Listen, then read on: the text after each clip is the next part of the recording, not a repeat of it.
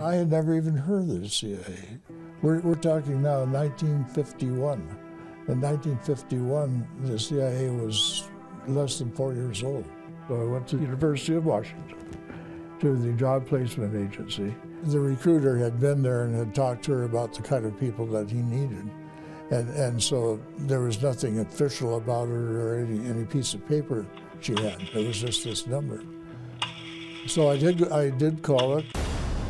My full name is Vaughn Sherman.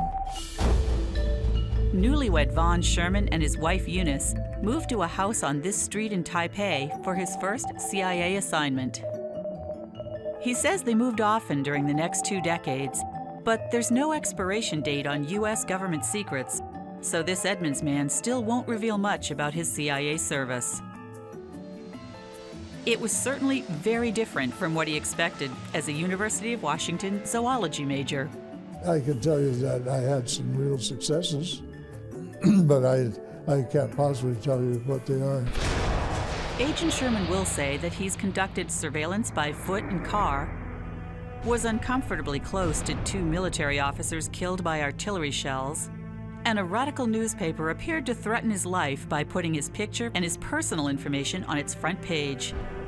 By then, Vaughn had 5 children. I gave my address, the cars, the license numbers of the cars, every possible detail. Sherman's wife knew he was a CIA officer, but what did they tell others in Spain, Denmark, Sweden, Virginia, Saigon, and Linwood, Washington? Very simple. I was a political officer at the American Embassy. You become very social, and you play bridge, and you go to the American Club, and you go to the club for embassy personnel. In fact, while living in Copenhagen, Agent Sherman became friends, true friends, with a Soviet KGB agent. We immediately recognized each other as kindred spirits, if not on the same side. And I knew who he was, and he knew who I was.